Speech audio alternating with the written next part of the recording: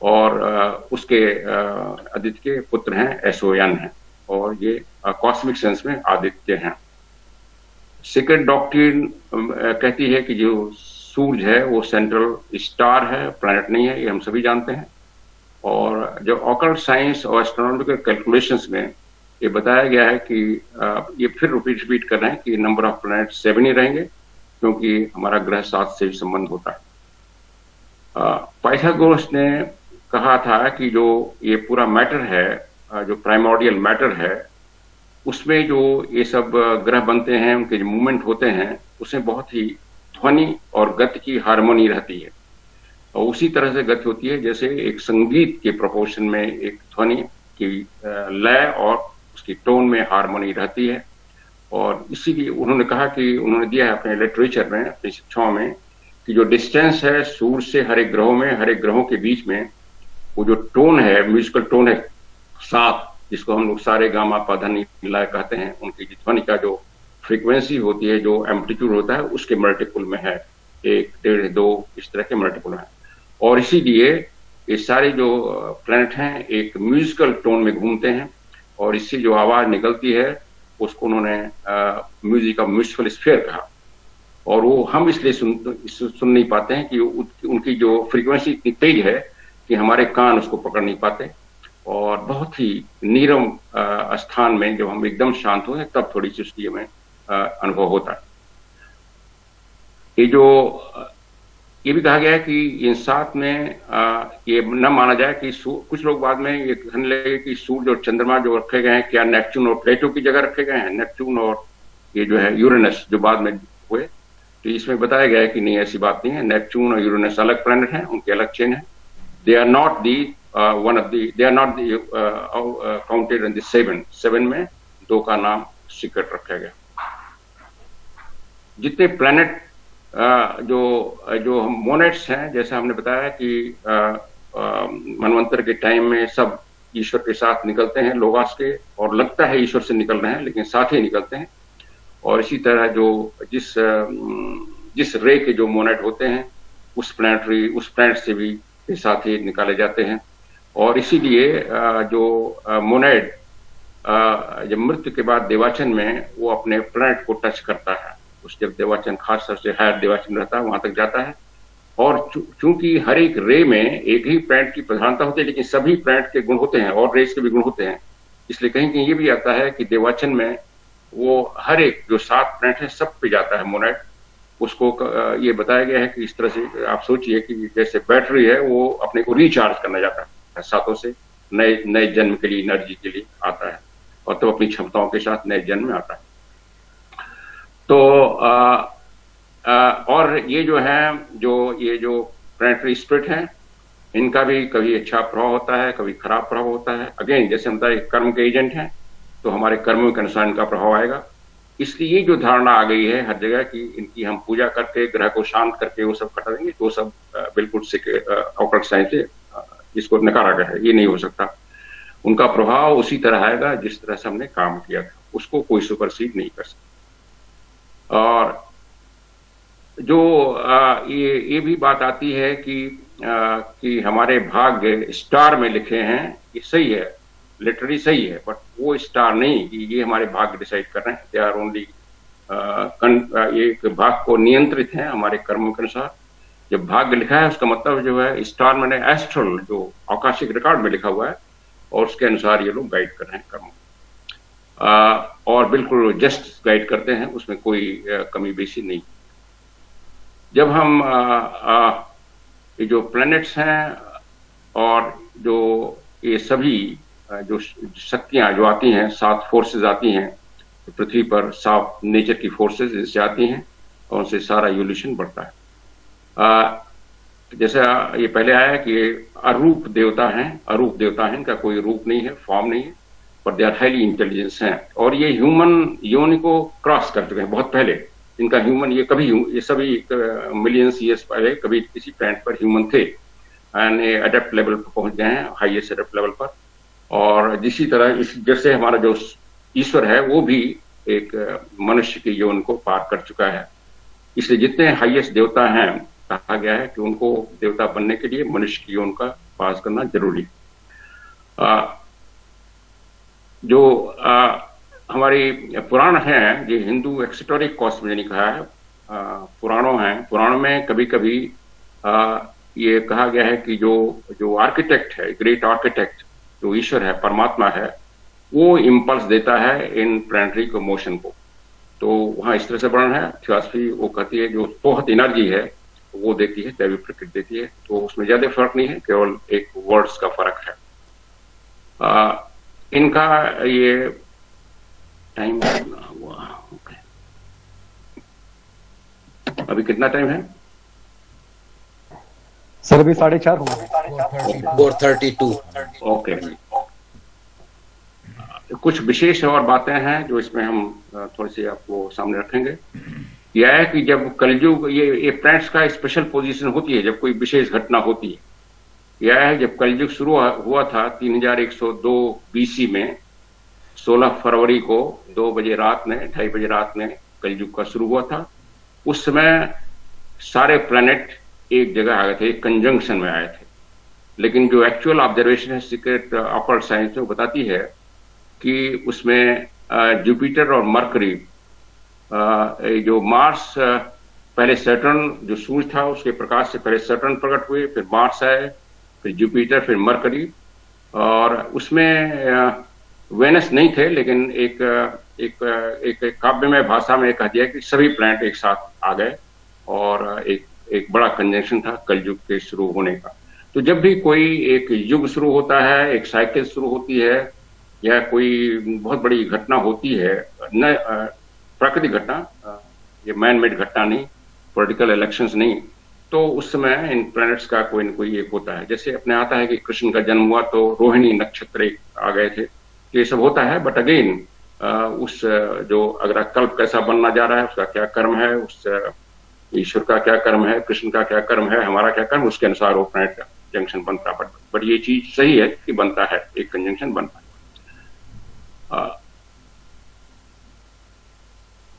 अब जो है थोड़ा सा हम देखें कि इन मार्स, मरकरी और वेनस और दूसरे प्लैनेट का और क्या रिलेशन है। पहले तो एक जनरल रिलेशन आया। जो मार्स और मरकरी हैं, मंगल और ये बुध, इनका पृथ्वी से काफी गहरा रिलेशन है, ऑकल्ट रिलेशन है, और इतना गहरा है कि इसको हाई ऑकल्टिस्ट भी उसके बारे में बात नहीं करते, जानते हैं, क्योंकि बहुत ही एक गुह्य और पवित्र रिश्ता है। वॉइस ऑफ साइलेंस में कहा गया है वर्स 157 में, जो उसका सेकंड पार्ट है, कि मैं पढ़ देता हूं। Behold Migmar Mars as in his Christmas veils, his eyes sweeps over the slumbering earth. Behold, the fiery aura of the hand of Lagapa, Mercury, extend in protecting love over heads of ascetics. Both are now servants to Niyama, my son, left in his absence, silent watchers in the night, yet both in Kalpas past were bright Niyamas, and may in future days became bright two suns. मतलब ये कि जो मंगल है और जो बुध है, ये रात में पृथ्वी पर वाच रखते हैं।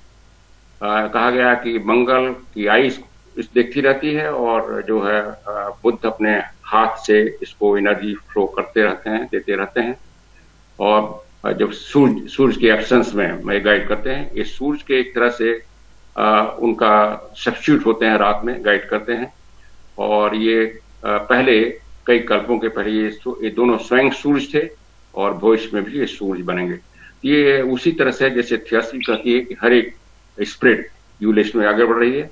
तो जितने हमारे ग्रह हैं, नॉट ओनली मंगल और ये, बाकी सभी ग्रह है, और नेक्स्ट मनवंतर में, उसके अगले मनवंतर में दे विल बिकम सन, और इस तरह से यूलेशन आगे बढ़ेगा।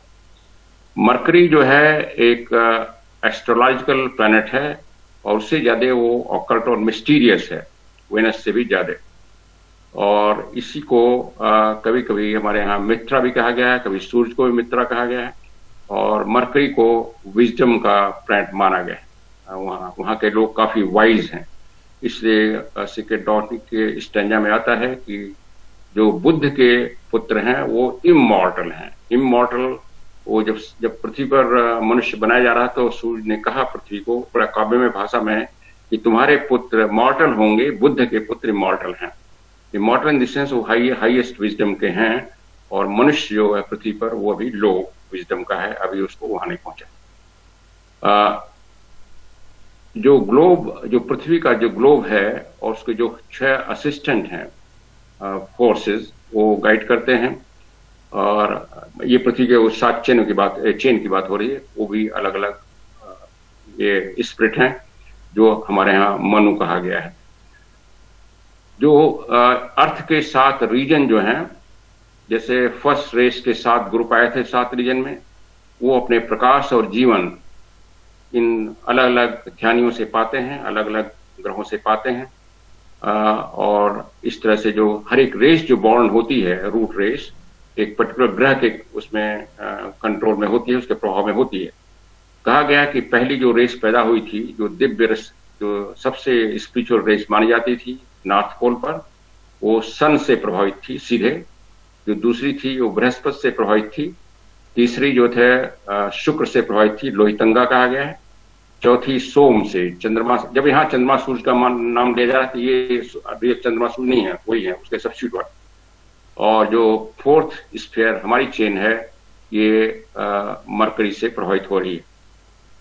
मरकरी हमारे सबसे प्रभाव डाल रहा है ज्यादा। इसी तरह मनुष्य जो है, और हर एक मनुष्य का हर एक प्रिंसिपल, जैसे आप जानते हैं 7 प्रिंसिपल हैं, ये भी 7 इन ध्यानियों से कनेक्टेड हैं, 7 प्लैनेटरी स्पिरिट से कनेक्टेड हैं।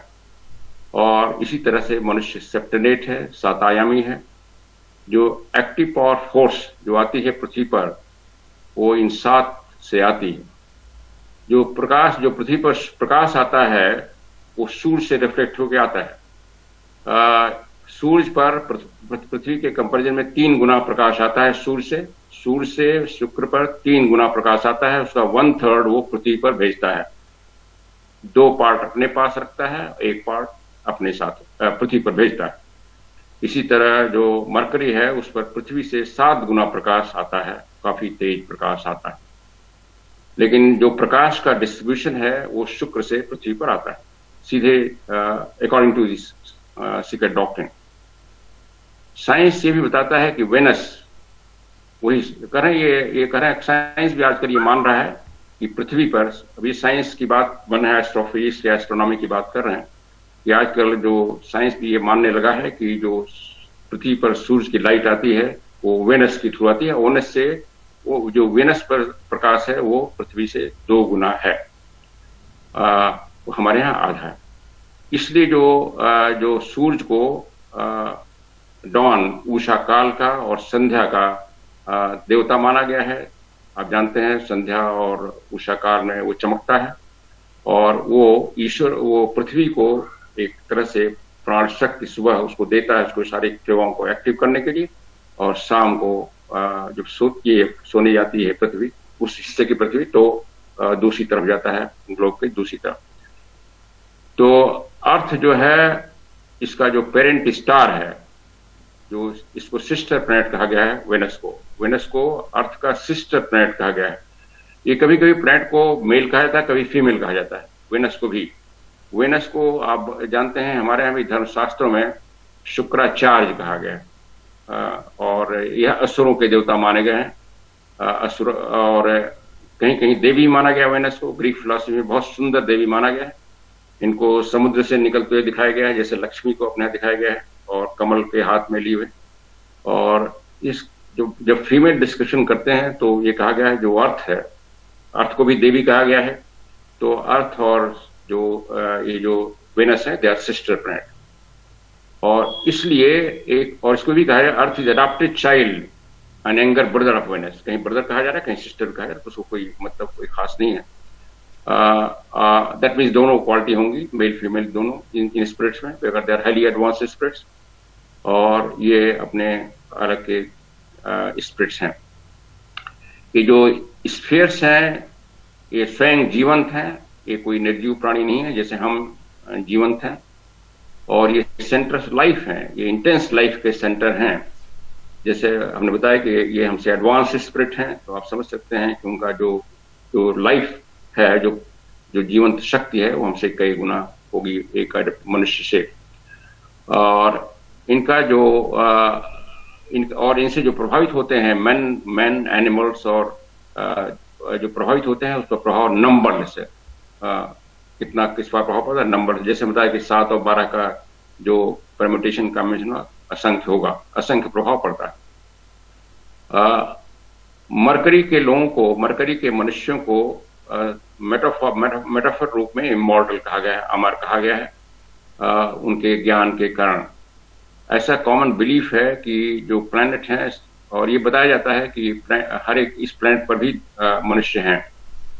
मून जो है पृथ्वी से भी इंफीरियर है, क्योंकि पृथ्वी जो है मून से एडवांस चेन वाली है, और इसीलिए चूंकि पृथ्वी पर जो मनुष्य बना उसका टेरेस्ट्रियल बॉडी जो है, एस्ट्रल बॉडी मून के पितरों ने दिया, इसलिए मनुष्य जो है उनके बराबर नहीं है जो कि जो है मरकरी और वेनस पर मनुष्य हैं इंटेलिजेंस में, बुद्धि में, विजडम में। एक पुराण में कहानी आती है कि बुद्ध जो हैं मरकरी के पुत्र हैं, बुद्ध जो है सोम के पुत्र हैं, सूर्य के पुत्र हैं, सोम के पुत्र हैं, और वो बड़े इंटेलिजेंट और वाइज हैं, क्योंकि सोम जो है ये जो सोम की जो बात की है, चंद्रमा के स्पिरिट की बात की जा रही है। अब यहाँ दो डिफरेंस है, सोम और इंदु की बात की गई है। जो फिजिकल मून है उसको इंदु कहा गया है इस डिस्क्रिप्शन में, और जो स्पिरिट है उसको सोम कहा गया है।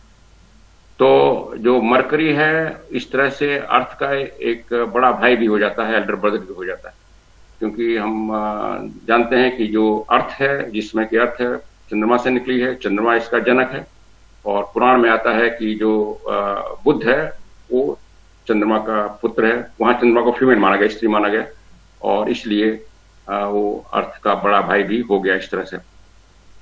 इसमें एलिगोरी है, इसमें कहानी इस तरह से छोटी सी कि बृहस्पति की पत्नी तारा थी, और तारा को चंद्रमा ने हर लिया, और फिर चंद्रमा और तारा से पुत्र पैदा हुए, बुद्ध।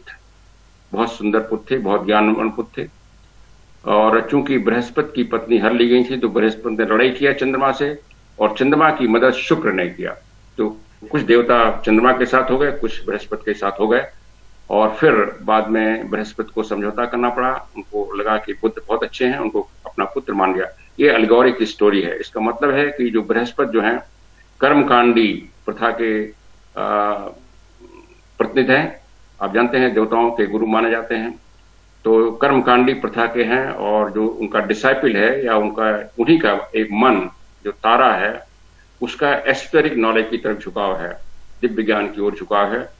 और सोम जो चंद्रमा का स्पिरिट है वो चूंकि उसको ज्ञान दे सकता है, और इसलिए उसके थ्रू सोम ने उनका हायर मन, हायर माइंड प्रकाशित हो जाता है, और फिर उनमें जो बुद्धि प्रकट हो जाती है, जो एस्टोरिक ज्ञान है प्रकट होता है।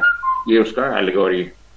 और इसीलिए जो शुक्र है वो हायर विजडम के देवता हैं, दैन बृहस्पति के एसोटेरिक नॉलेज के देवता हैं, और इसीलिए उनको भी शुक्राचार्य कहा गया। शुक्र को लूसीफर भी कहा गया है, मॉर्निंग स्टार का लाइट देने वाला गया है। लेकिन ये भी आया है हमारे शास्त्रों में भी, क्रिश्चियन में भी, कि जो पौराणिक युद्ध हुआ तो उसमें चूंकि वो देवताओं से लड़े शुक्र चंद्रमा का साथ दे करके, और वो शिव ने भी उनकी मदद किया, इसलिए बाद में हिंदू धर्म में शुक्र को असुर मान, शुक्र के लोगों को असुर मान दिया गया, डेमन मान दिया गया, उनको नीचा दिखा दिया गया। इसी तरह की कुछ कहानी बाइबल में भी है, उनको भी एक डेमन मान लिया गया।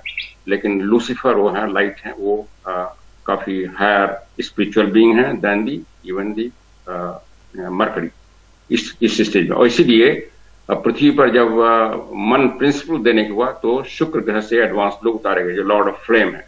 हमारे जो 7 सनत कुमार, सनक, सनातन, सनातन है, वो वेनस से आए। तो ह्यूमैनिटी को गाइड करने के लिए उनके मनुष्यों को उतारा गया, परफेक्ट मनुष्यों शुक्र के। तो जो ग्रेट अडेप्ट एस्ट्रोनॉमर हैं वो हमारे साइंटिस्ट थे, जो अडेप्ट हैं वो मेरे सब वैज्ञानिक हैं, ये सब चीजें समझते हैं, और वो जानते हैं कि जो मार्स और वेनस पर जो ह्यूमन रेसेस हैं किस लेवल की हैं, और हमारे अर्थ में जो रेसेस हो चुकी हैं वो किस स्तर की थी। स्तर की बात की जाए तो साइकिक और स्पिरिचुअल स्तर की। फिर कहते हैं कि विष्णु पुराण में जिक्र एक लिखा है इन्होंने कि विष्णु पुराण में यह आया है कि आप जानते हैं सीक्रेट डॉक्टर में विष्णु पुराण का कई बार जिक्र आया है, मोर देन 130 टाइम्स, बट इसलिए आया है कि जो जो ज्ञान दिया जा रहा है उसको सपोर्ट करने के लिए, कि हमारे पुराण में ये ज्ञान है, खाली वो छिपा हुआ है एक सिंबल के रूप में, इसलिए इसको लोग जानते नहीं। तो विष्णु पुराण में उन्होंने कोट किया है इसमें सीक्रेट डॉक्ट्रिन में वॉल्यूम 2 में कि 7 प्लैनेट की जगह वहां 9 की बात की गई है, कि जो ध्रुव स्टार है उसके 9 रथ हैं और 9 रथों पर वो सवार होता है, 9 उसके असिस्टेंट हैं। और जो ऋषि पराशर हैं वो कहते हैं कि 9 ग्रह हैं जिनका जो उनका जो रथ है उसका जो कनेक्शन वो ध्रुव से होता है। ध्रुव एक सेंट्रल स्टार है, आप जानते हैं, पोलर स्टार। तो हाँ 9 प्लैनेट की पर चर्चा की गई, 9 ग्रह की चर्चा की। इसलिए किया गया है कि ये जताने के लिए कि हमारे जो एंशिएंट लोग थे उनको ये पता था कि 7 से ज्यादा ग्रह हैं, लेकिन उन्होंने 7 को ही पवित्र माना, उसको एम्फेसाइज करने के लिए, क्योंकि पृथ्वी से उसका संबंध है और पृथ्वी को 7 ग्रह गाइड करते हैं। इजिप्ट के जो ग्नोस्टिक है उसमें भी ये बताया गया है कि जो थर्मेस उनके देवता हर्मेस कहा गया है, वो भी चीफ हैं, उनके 7 असिस्टेंट हैं जो ह्यूमैनिटी को गाइड करते हैं, उसके नाम दिए गए हैं। जुपिटर का नाम जैसे दिया गया है एलावेस, मून का नाम यो दिया गया है, इस तरह से अलग अलग नाम दिए गए हैं।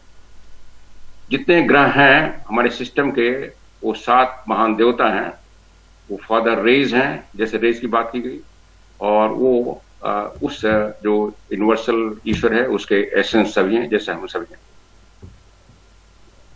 कहें ये 7 नंबर पूरे मैनिफेस्ट संसार में काफी इंपॉर्टेंट काम करता है। और फिर एक उन्होंने डिस्क्रिप्शन दिया है कि जो मून है इसमें 7 का नंबर बहुत प्ले करता है, और इसके जो 4 क्वार्टर होते हैं पीरियड वो 7 दिन के होते हैं। आप जानते हैं 28 दिन का चंद्र दिवस होता है, और पूरी जो म्यूजिक ऑफ स्फेयर्स है वो भी 7 टोन में चलती है। तो 7 का ये महत्व बता रहे हैं सब में, क्यों 7 ग्रह माने गए, इस तरह से एम्फसाइज किया जा रहा है। जो पिस्टिस सोफिया है इनका एक बहुत ही पुराना ग्रंथ है, कहते हैं उसमें भी 7 रेज की बात की गई है, 7 किरणों की बात की गई है, और ये कबालिस्ट फिलॉसफी में आती है, कबाला की फिलॉसफी। जो हमारे पुराने साइंटिस्ट थे, जो अडप्ट साइंटिस्ट थे, उन्होंने ये लिखा है, सीक्रेट डॉक्ट्रिन 2 में आता है कि जितने जियोलॉजिकल प्रभाव आते हैं, उथल पुथल होती है, समुद्र सूखता है, नए कॉन्टिनेंट बनते हैं, नए जगह समुद्र आ जाते हैं, या जो कॉन्टिनेंट का शिफ्टिंग होती है अंदर पृथ्वी के नीचे, बड़े बड़े जो अर्थक्वेक आते हैं, साइक्लोन आते हैं, जो वॉल्केनिक इरप्शंस होते हैं, जो तूफान आ जाते हैं, जो वेदर का सडनली चेंज हो जाता है, जैसे पता चलता है कि सीजन की साइकिल चेंज हो रही है, जैसे आज हम लोग महसूस कर रहे हैं, ये जो कर रहे हैं, इसके लिए जो मॉडर्न मेट्रोलॉजी परप्लेक्स होता है। जैसे आजकल देखें कितना बात इससे चलती है कि हम लोग इसमें ग्लोबल वार्मिंग कर रहे हैं, ये कर रहे हैं, तमाम चीजें आ रही हैं, कहते हैं ये सब हम लोग इसमें कंफ्यूज हो जाते हैं, और ये इन प्लैनेट पर डिपेंड करता है, प्लैनेट किस कंडीशन पर डिपेंड करता है। इसका मतलब नहीं कि मनुष्य का प्रभाव नहीं पड़ता है, बट लोकलाइज पड़ता है। सारा चेंज जितने हो रहे हैं केवल मनुष्य की ग्लोबल वार्मिंग से नहीं हो रहे हैं, ये लगता है इस डिस्क्रिप्शन से। जो प्लैनेट्स का कॉम्बिनेशन होता है उससे सारे चेंज होते हैं। ये सब जो मनुष्य का जो कंट्रीब्यूशन लोकलाइज होता है, लेकिन ग्लोबल लेवल चेंज होते हैं, ये इन ग्रहों के प्रभाव से होते हैं, इस कंडीशन में आते हैं, और इसको मनुष्य कंट्रोल नहीं कर सकता, वो साइकिल में चल रहे हैं। सो जितने मेट्रोलॉजिकल और कॉस्मोलॉजिकल चेंज हो रहे हैं, चाहे पृथ्वी के ऊपर चाहे पृथ्वी के अंदर, वो सभी इन्हीं के प्रभाव से हो रहे हैं। मॉडर्न साइंस ऐसे प्रभाव को डिनाई करता है, लेकिन जो आर्काइक साइंस है इसको अफर्म करती है, इसको मानती। अब थोड़ा सा देखें कि दूसरे प्लैनेट पर जो जीवन है उसके बारे में क्या कहा जा रहा है। हमारे जितने ग्रेट एडप्ट्स हैं वो सभी मानते हैं कि कोई भी प्लैनेट जीवन से खाली नहीं, सभी पर जीवन है, अलग अलग लेवल पर है। जैसे हमने बताया कि शुक्र और बुध पर 7 राउंड में मनुष्य मान होता है, यहाँ हमारी 4th राउंड में। इसी तरह हर एक ग्रहों पर अलग अलग स्टेज में ह्यूमैनिटी भी है, और थिंकिंग मनुष्य हैं, लेकिन कोई जरूरी नहीं कि उनका बॉडी हमारी तरह हो, उनकी बॉडी अलग अलग हो सकती है, फॉर्म अलग अलग हो सकते हैं, और लाइफ हर एक प्लैनेट पर है। जैसे साइंस सभी जानता है, मानता है कि अभी और ग्रहों पर लाइफ नहीं है, ये खोज की जा रही है, लेकिन आर्काइक साइंस इसका उल्टा समझता है। जो महान चिंतक हैं, वैज्ञानिक हैं, दार्शनिक हैं, वो भी ये मानने लगे हैं, जैसे न्यूटन हुए, आइजक न्यूटन हुए, केंथ गोएथ हुए, लैप्लास हुए, ये ब्रॉडस्की ने जिक्र किया है कई लोगों का, इसमें 3-4 नाम हम इसमें नोट में लाए हैं। आइजक न्यूटन, गोएथे जो पोएट थे, लैप्लास ये फिलोसफर साइंटिस्ट थे, ये सभी लिखे हैं अपने राइटिंग में कि जीवन है और सब जगह। ब्रॉडस्की इसका कुछ प्रूफ दे रही हैं फिजिकल एस्ट्रोनॉमी से। उन्होंने लिखी हैं कि करीब फ्रांस में 2-3 जगह जो मीटियोर गिरे थे, कभी कभी धूमकेतु के चट्टानें गिर जाती हैं, और उसका जो एनालिसिस हुआ था उसमें पाया गया था कि उसमें जो केमिकल है वो पृथ्वी के केमिकल से मिलता है, और इससे लगता है, और उसमें जो ऑर्गेनिक कंपाउंड मिले थे, ह्यूमिडिटी मिली थी, मॉइस्चर मिला था, कुछ बैक्टीरिया के जो लाइफ के जो प्राइमरी कंडीशन वो मिली थी, तो वो सिद्ध करती हैं कि उस पर है, वो जुपिटर से आए थे और शुक्र से वो सब गिरे थे, तो उससे भी प्रूव होता है कि लाइफ है। फिर आता है कि जो उस पर जलवायु का ये बात होती है कभी कभी कि जब जलवायु जो पृथ्वी पर जलवायु हो वैसी जलवायु नहीं होगी तो मनुष्य कैसे रहेगा, तो इसका भी उन्होंने वर्णन किया है कि जो जुपिटर पर जलवायु है वो मॉडरेट जलवायु है। जैसे पृथ्वी पर फिर भी बहुत ज्यादा गर्मी होती